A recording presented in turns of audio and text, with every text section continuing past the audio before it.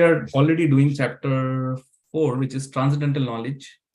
Okay, so we'll take the verse. I'll go directly to that verse. Yep. So this is one of the famous verses of Bhagavad Gita. Tadvidhi pranipatena pariprashnena sevaya upadakshyanti te jnanam jnaninas tattvadarshinaha. So translation goes like this. This is what Krishna is telling to Arjuna.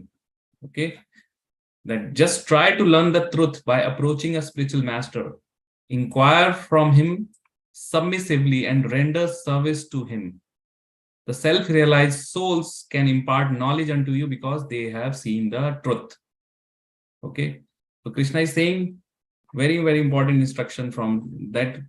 If one needs to progress in spiritual life, if one needs to go back to the spiritual world, there is no way other than approaching a bona fide spiritual master. Sometimes people think that by their own endeavor they can do, but this is not true. One has to approach a bona fide spiritual master, and then what needs to be done? He has to inquire from him submissively. Submissively means genuinely in a submissive mood, not in a challenging mood. Sometimes people try to approach and ask questions in a challenging mood, or in a mood where they want to test whether this person knows or not know. And they ask some controversial questions also. No, that's not. So inquire from him submissively and render service to him. So this is render service unto him. And then that self-realized soul or guru can impart transcendental knowledge to you because they have seen the truth. They have seen the truth means they have realized the truth. They have realized the spiritual truth, absolute truth. See, there are two things. One is knowing something and other is realizing something. Realization comes when you really experience something. Okay, so all these great souls or bona fide spiritual master have already realized the truth and they have seen truth. They know Krishna. So then the someone who knows Krishna is the one only who can give Lord Krishna to others, right? So that's how important is this accepting a spiritual master. Now let me read the purport what Prabhupada has to say, and then we'll discuss on this. This is very, very important aspect of bhakti when one approaches a spiritual master and takes a shelter. Actually, that's the beginning of one's bhakti actually. The path of spiritual realization is undoubtedly difficult. The Lord therefore advises us to approach a bona fide spiritual master in the line of disciplic succession from the Lord himself. No one can be a bona fide spiritual master without following this principle of disciplic succession. The Lord is the original spiritual master, and a person in the disciplic succession can convey the message of the Lord as it is to his disciple. No one can be spiritually realized by manufacturing his own process, as is the fashion of the foolish pretenders. Okay, so very clearly, no one can be realized by their own process. It had to be coming from our Shastra, it had to be coming in the Guru Parampara, it had to be bona fide. You cannot reinvent something new on your own. That is not proper. The Bhagavatam says, Dharmam tu sakshat bhagavad pranitam. The path of religion is directly enunciated by the Lord. Therefore, mental speculation or dry arguments cannot help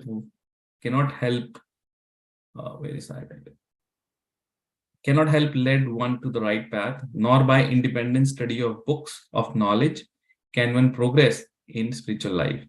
Okay, very important. If we think that just by reading books of knowledge ourselves one can progress, here Prabhupada says not possible.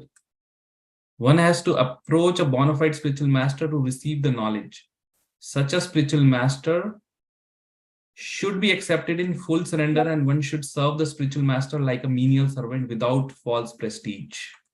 Okay, so in front of spiritual master, you are just a disciple, a servant. No matter you are the president of the whole country, but still in front of spiritual master, you are like a menial servant. Satisfaction of the self-realized spiritual master is the secret of advancement in spiritual life. Inquiries and submission constitute the proper combination for spiritual understanding. Unless there is submission and service, inquiries from the learned spiritual master will not be effective. One must be able to pass the test of the spiritual master, and when he sees the genuine desire of the disciple, he automatically blesses the disciple with genuine spiritual understanding. Very important. When the spiritual master sees the genuineness and the genuine desire of the disciple to progress, then he automatically blesses the disciple with the spiritual understanding. In this verse, both blind following and absurd inquiries are condemned. Okay.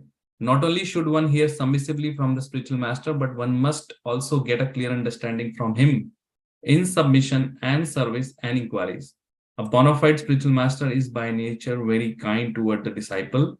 Therefore, when the student is submissive and is always ready to render service, the reciprocation of knowledge and inquiries become perfect. Okay.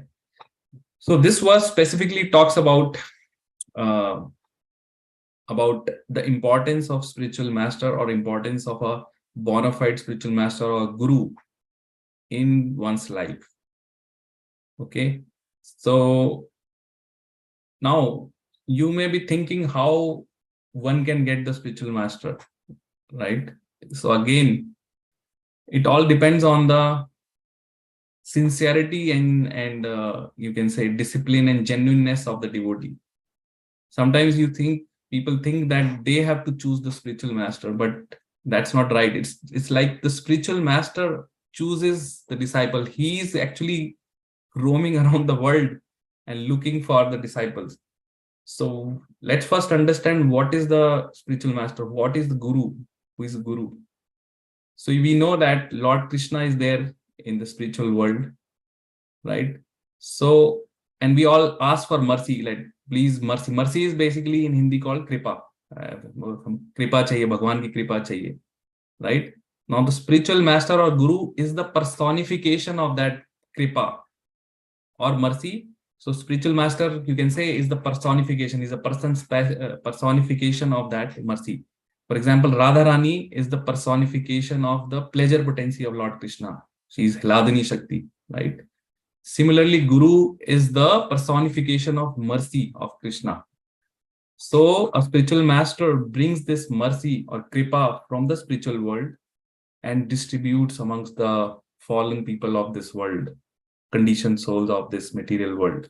And in that way, he gives the kripa from Lord Krishna and bestows his mercy on the fallen souls and takes them back along with him to the spiritual world, as long as two conditions: disciple is sincere and disciple is ready to follow his instructions. If these two things are met, then yes, Guru takes the charge and takes the disciple back to the spiritual world. Not only that, on behalf of Lord Krishna, Guru takes all the sins of the disciple at the time of initiation, right? There is a verse many of you would have known in 1866. Let me show you that verse. Sarvadharman Parityaga verse.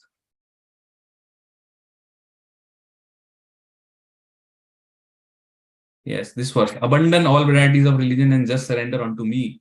I shall deliver you from all sinful reactions. Do not fear. So here Krishna is saying that I shall deliver you from all sinful reactions, right? That he will take away all your sinful reactions. So this is the job. Like the Guru does this on behalf of Krishna. So at the time of initiation, when there is a fire sacrifice and the Guru accepts a disciple and disciple accepts the Guru, that time Guru takes the sin of all his disciple, like sins of the disciple. All previous sins vanished. And it's not that, so he's taking that on behalf of Krishna. So this is very, very important. And then from then on, basically disciple becomes, basically his past karmas, sinful reactions are all gone, right? And then from then on, it's expected that he will not perform any more sinful reaction, because if he deviates from the path of spirituality or just behaves in a way which is not appropriate, then it affects him and also his guru. Like guru also takes a part of karma of whatever disciple does. So guru also has to take a portion of it. Okay. And the disciple also has to suffer because of that. Because till we get initiated, it's all karma. But after we get initiation, we are actually, Guru connects us directly to Krishna. We are actually in the, you can say, the family of Krishna. So we go out of the jurisdiction of Maya Devi, who is in charge of all the living entities in this material world, Maya Devi, which is Durga, and we directly gets connected to Lord Krishna. So Guru is the one who connects, a bona fide Guru in Vaishnava Sampradaya coming is the one who connects the disciple in Guru Parampara and connects to the Krishna. Okay. So after that, if someone commits some sinful things and like knowingly and all that, then it becomes aparadh. Okay. And then, so I will go in that direction later, but this is what happens at the time of accepting a guru. Now I'll show you another verse.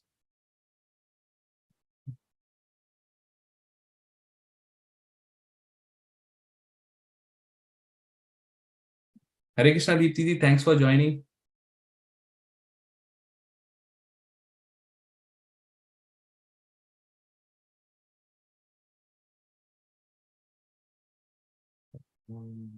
Yes. Yeah, this is the verse. So let's see. Brahman Brahmite Kono Bhagyavan Jeev Guru Krishna Prasade Pai Bhakti Lata Beej. So now I'll show you how this thing comes. According to their karma, all living entities are wandering throughout the entire universe. Some of them are being elevated to upper planetary system and some are going down into the lower planetary system. Out of many millions of wandering living entities, one who is very fortunate gets an opportunity to associate with a bona fide spiritual master by the grace of Krishna.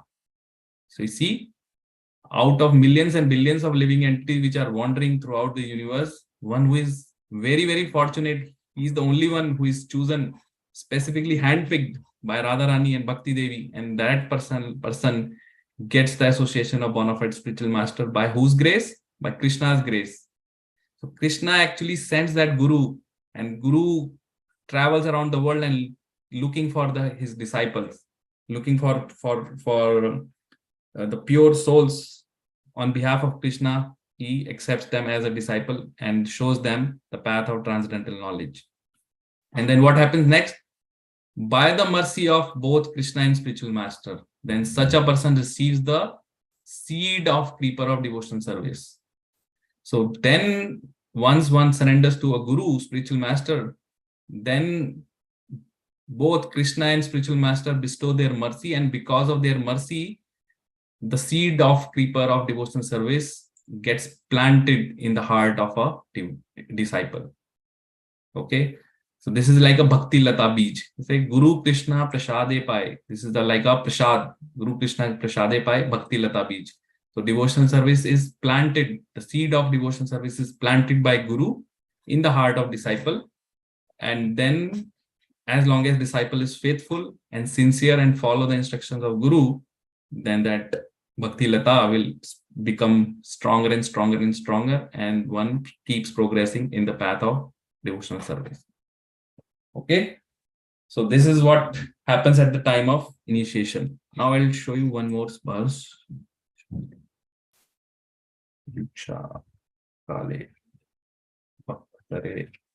Yes.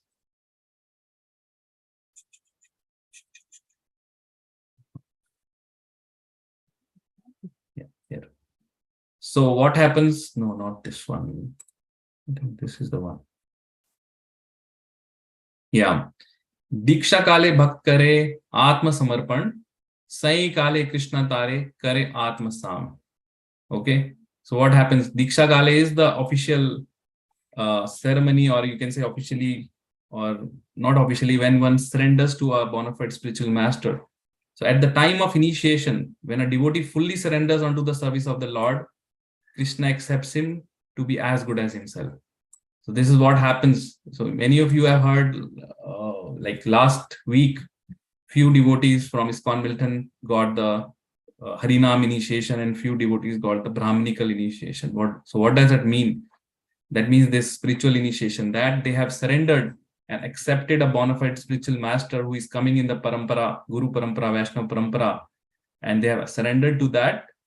And when the devotee fully surrenders to Krishna, as I was saying, Guru is the representative of Krishna and is a mercy personified. So when we say that we have to surrender to Lord Krishna, just by saying verbally doesn't mean you have to put it into action. So surrender happens when you surrender to the Guru, and then Guru takes your service and gives, and then it goes back in the Guru Parampara, and then finally it reaches Radharani, and Radharani offers to Krishna. So at the time of initiation, when a devotee fully surrenders onto the service of Lord by surrendering to a spiritual master, then at that moment, Krishna accepts him to be as good as himself. So that moment, devotee becomes part of Krishna's family. Understood? So this is what happens at the time of initiation. Before that, whatever preparatory process required, like one should be following the 4 regulative principles, one should be chanting certain number of rounds and leading life. This is all purificatory process which requires one to reach to that stage where one is ready to surrender, because this is a one-way lane. Once you surrender, once you take initiation, when you take the vows, then you can't go back and say, okay, no, I changed my mind and now I don't want to. No, this is the one-way street. And it is basically something serious. It's not trivial. Like you cannot just trivially accept a guru.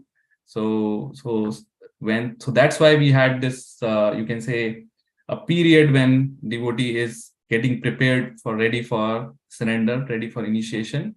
And this is all coming from Shastra. And Lord Krishna, whenever he comes, appear in this universe, he showed by his own example. Even though he does not need a guru, he's the guru, like he knows everything. But when Lord Krishna was here, he accepted Sandipani Muni as the guru. Okay, when Lord Krishna, when even Lord Ram accepted the guru, Vasishtha Muni, right?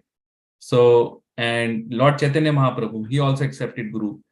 So always whenever the Lord appears on this planet, he shows by his own example, right? So every time Lord accepts the guru. So sometimes people have this misnomer that one can progress in the spiritual path just by following by own, but that's very difficult. Now I'll give you an analogy. If someone is a very, very expert swimmer, no, right, international level expert swimmer, but if he's drowning in the ocean, let's say Pacific Ocean, can he come out of that ocean by his own endeavor? Let's say, however expert he may be in swimming, he cannot come out of the ocean by himself. So he needs an external help, external rope, someone to pull him out. Similarly, we all are drowning in this ocean of nescience, an ocean of material. By our own endeavor, it's impossible to come out of this ocean of material existence. It's only when a genuine bona fide guru throws us a rope and picks us up that we can come out. And then the genuine bona fide spiritual master, looking at the genuineness and sincerity of the disciple, bestows that mercy, bestows the transcendental knowledge from within the heart, right? And then the disciple makes progress. And as long as he's sincere and faithful, then it's on the guru that to take him back to the spiritual world. So this is how the whole process works. Okay. So one cannot transcend or this ocean of nescience, ocean of material existence by own endeavor. One definitely needs a guru in one's life. And that happens when Lord Krishna sees the sincerity, because Lord Krishna, as I was saying, is sitting in everyone's heart, right? So he's seeing what we are doing, what are our genuine desires, even the innermost desires which we had. Lord Krishna is aware of that. And when he sees the sincerity, then he sends the guru, as I was showing in the example, that Brahman Brahmite Kono Bhagyavan Jeev, Guru Krishna Prasade Paye Bhakti Lata Bij. That after out of millions and millions of living entities, the one who is very, very, you can say, fortunate, he gets the mercy of Guru. Brahman Brahmite Kuru Krishna Prasade Pai Bhakti Lata Page. Very important. Out of many millions of living entities, wandering living entities, not just in this universe, there are millions of universes. Imagine how many living entities are just wandering like this from time immemorial, billions and billions of years. There are small insects, bacteria, all have this jiva, tattva, soul. So they are just unknowingly rotting here. But one who is very fortunate, he gets the opportunity to associate with the bona fide spiritual master by Krishna's grace. So Krishna makes that arrangement. But that arrangement only happens when one is ready to accept a spiritual master, when one is ready to surrender. Okay, so Krishna knows that desire and genuineness from within, because he's sitting as Paramatma in everyone's heart. And when he sees that, yes, this is the time is right, then definitely you will find a spiritual master in your life. And then both of them, spiritual master and Krishna, helps one to progress in the path of devotional service. So now there are any questions so far? This is a little very important subject matter. So I just want, because there are a lot of misnomers about gurus, as I was saying before, because in our unfortunately society there are so many bogus gurus also, who just proclaim themselves to be guru, and then they all the innocent people, they get cheated, and then they lose their faith because so. But then the Guru Tattva itself is genuine. It's one of the siddhant in our scriptures, accepting a spiritual master. So I'll take a pause now and see if you have any questions.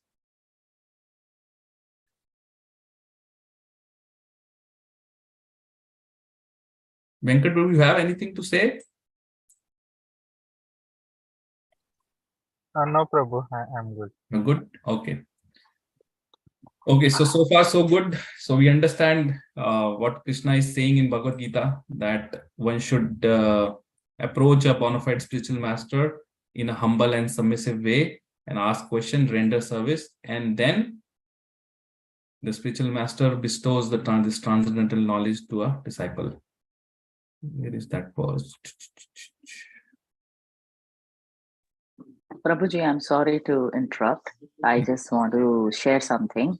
Yes. It's just that last time Srinath Prabhuji had explained very clearly that, if the Maya is also created by Lord Krishna, and Yes. I mean the material world, and the spiritual world is also created by Lord Krishna, then why would Lord Krishna wants us to become the devotee, or why would we follow Lord Krishna, or why would we genuinely become a devotee of Lord Krishna, and why he wants us to come out of this spiritual world?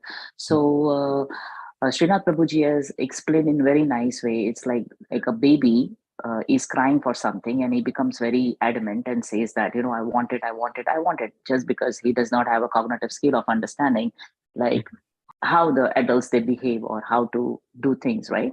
So he said that what the mother does, the mother finally says, okay, you take it in a nice way, right?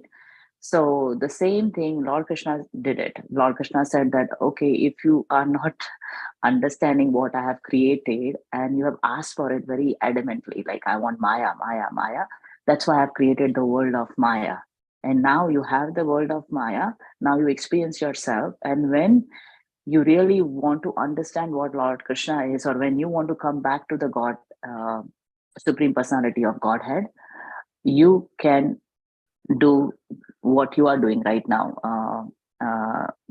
Ashava Krishna Prabhu, the teachings and the way how the whole procedure takes place, and how do we stand up again to come back to Supreme Personality of Godhead, and how again we connect with Him. So I understood this understanding very, very well, right? So yes, this is how we become a devotee. Yes. So very nice. Yes. So it's not by chance. Like someone may think, how can I, someone may ask, what is the qualification? Because there are millions and billions of people, only few are practicing devotional service or getting that desire or attraction or taste. So it's not by chance. It's like few handpicked souls picked up by Bhakti Devi, and and shown, and they introduce, or you can say bring devotees in their life in some way or the other, and that's how this Bhakti Lata Beach, Bhakti Mercy, the Bhakti Lata, the gift of Bhakti or devotional services is given. But you are right, like from so many millions and billions of lifetimes, actually Lord Krishna is waiting, because he's sitting in everyone's heart, right? He's waiting when this particular soul, unfortunate soul, will look towards me. He's just busy in his material endeavors, so many acquiring so many things, but for what? Every time he takes birth, enjoys here, so-called enjoyment that is also actually a suffering, because this is Tukhalyam. Krishna says this is a Tukhalyam and a Shashvatam, and then suffers in the old age, and then leaves the body, again goes through the same ordeal again and again and again.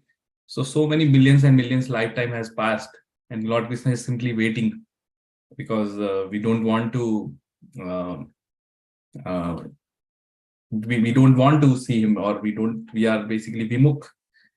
So we have shown our back to Krishna. So then he just keeps waiting, and he created this world of Maya, put a controller here, so that here everyone thinks he is a master, right? Everyone thinks he's in charge of control. Like we try to plan, okay, I'll do this 10-year plan, 20-year plan, 15-year plan, but this is all illusion actually, because nobody's master here, but everyone thinks that he's the master, right?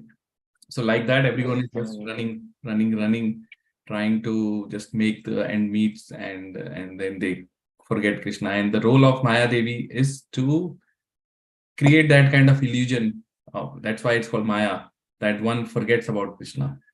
So just keep alluring people in that, because that's what they want in the first place. So Krishna says, okay, yes, if you want this, let me create this world of Maya, and you just spend your life there. And when you're ready, when you're totally frustrated here, then when you start looking, then Krishna will send someone, a guru in one's life, so that he can give him that knowledge. And with that knowledge, one endeavors to practice devotional service and ultimately reaches the spiritual world. Now, Thank you so much. So I will just today finish at 11:30, because as I was saying, I need to go to Detroit today. I'm traveling. So yeah, now there are different categories of guru. One is the Chaitya Guru. Chaitya Guru meaning the one who is sitting in our heart as a guru. So Lord Krishna is the Chaitya Guru, because Lord Krishna is sitting in everyone's heart as Paramatma. So he's a Chaitya Guru. So he also guides, but it's up to us whether we listen to him or not. Many of you have experienced, as I was showing, the proof that Lord Krishna exists or God exists. There is the inner voice which everyone of us has heard. Like whenever we have two choices to make, good or bad, or then always the bad one looks attractive in the beginning, but then there is inner voice, no, this is not the way, you have to do this way. So that's the voice of Lord Krishna, and that's Chaitya Guru. So Chaitya Guru, as Lord Krishna as Chaitya Guru, instructs a disciple from within the heart, and guides the disciple. Then there is another guru, it's called Path Pradikshina Guru. Path Pradikshina Guru is a technical term, but this is the guru, or the person who brings one in the path of bhakti, like the very first person whom you met, through which you get introduced to the bhakti. That's called Path Pradikshina Guru. Okay. And then there is Diksha Guru. Diksha Guru is the one who officially initiates you in the process of devotional service. At the time of Diksha, at the time of initiation, there is a fire sacrifice happens. If you have not seen a Diksha ceremony, I would encourage you to see next time whenever it happens. Normally it happens in Toronto Temple, so you can witness yourself what happens during the time of Diksha. So Diksha Guru officially accepts the disciple as his disciple. And as I was saying, Diksha Kale Bhakt Kare Atma Samarpan. At the time of initiation, the disciple does Atma Samarpan, the full surrender to Krishna through the medium of Guru. And that Guru absorbs all the sins of that disciple on behalf of Krishna. So all sinful reactions, mountains and mountains of skillful reaction from all previous life just vanished in one go. Okay, so that's Diksha Guru. Then there is another guru called Shiksha Guru. Shiksha Guru is the one at the same level as Diksha Guru, meaning in terms of Guru Tattva, same respect, same thing. But he's the one who is imparting knowledge, or maybe imparting us the knowledge and maybe closely associated with this. Sometimes Diksha and Shiksha Guru could be same. Most of the time same, but sometimes we may have another Shiksha Guru, because sometimes Diksha Guru is traveling and we do not have access to him every time. So he may be traveling, we may be seeing him once in, let's say, in a year, or sometimes once in 2 years, 3 years. And those situations, with the permission of Diksha Guru, we can also have Shiksha Guru, whom we can request and ask for Shiksha.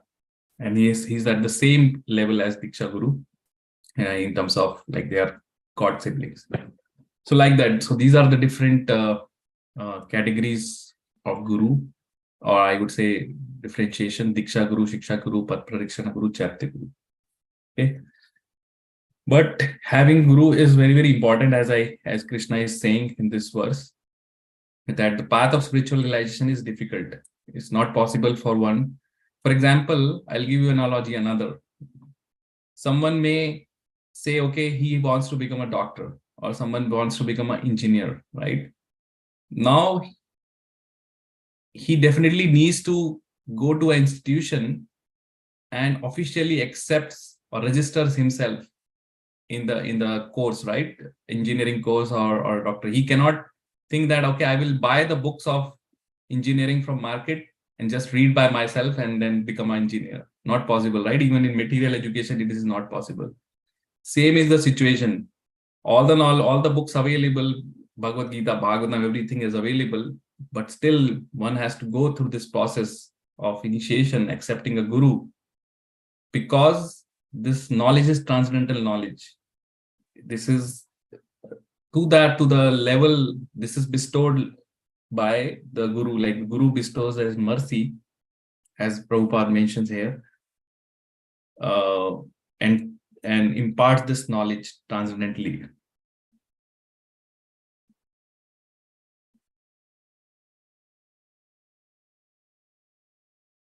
So here, the satisfaction of self-realized spiritual master is the secret of advancement in spiritual life. So if the spiritual master is satisfied with the disciple, then that's the proof that one is advanced, one is making advancement in spiritual life.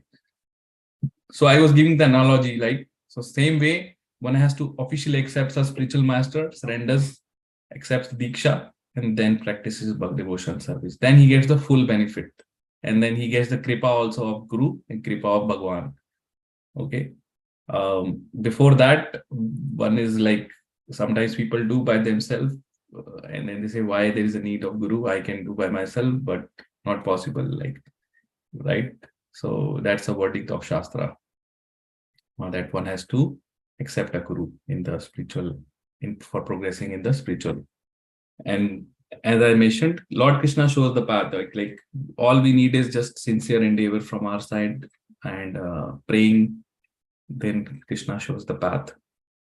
He sends the spiritual master, right? And then we somehow or the other we meet the spiritual master, and then from within Krishna guides to. So this is all transcendental knowledge. Like, no, it is beyond the material knowledge or material means.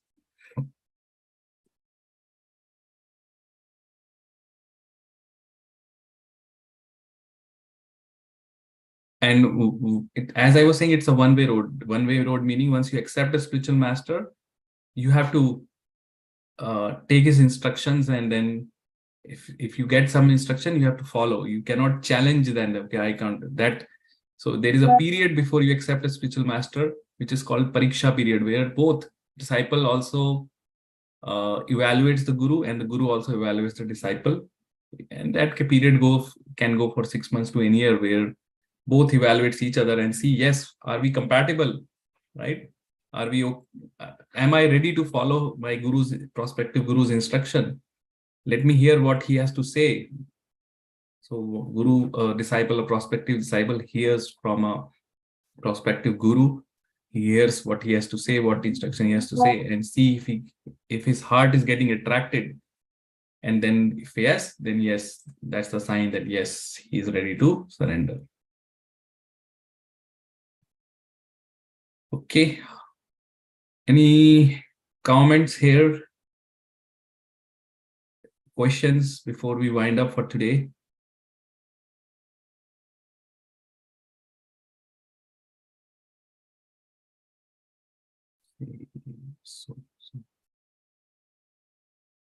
Deepti ji, are you okay?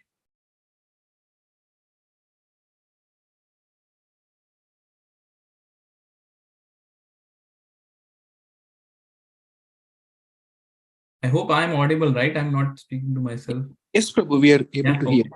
Okay, perfect. Yes, Prabhu. Yes, Prabhu, everything is okay. Okay, perfect. Then I think we'll meet again then next Sunday. I will confirm the timings. And